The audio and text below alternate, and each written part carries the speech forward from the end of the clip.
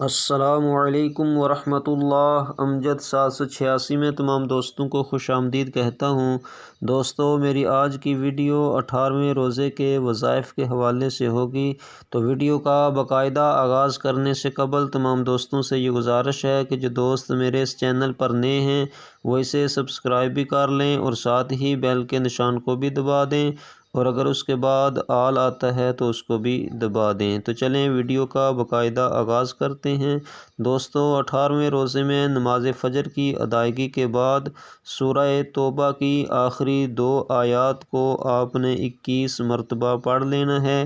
وہ آیات یہ ہیں: بسم اللہ الرحمن الرحیم، لقد جاءکم رسول من انفسکم عزیز علیہ ما عنتم حریص علیکم بالمؤمنین رؤوف الرحیم، فَإِن تَوَلَّوْا فَقُلْ حَسْبِيَ اللَّهُ لَا إِلَٰهَ إِلَّا هُوَ عَلَيْهِ تَوَكَّلْتُ وَهُوَ رَبُّ الْعَرْشِ الْعَظِيمِ۔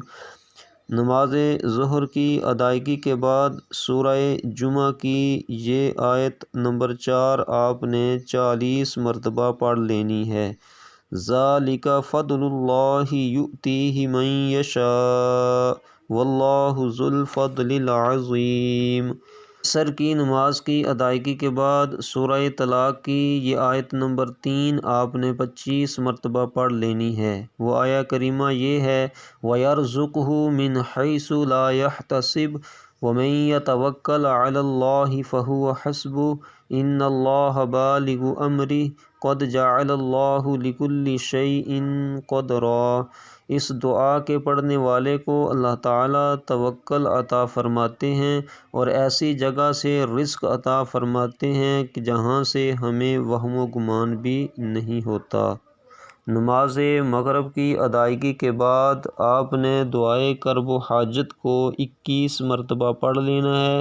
دعائے کرب و حاجت یہ ہے: یا حی یا قیوم برحمتک استغیث۔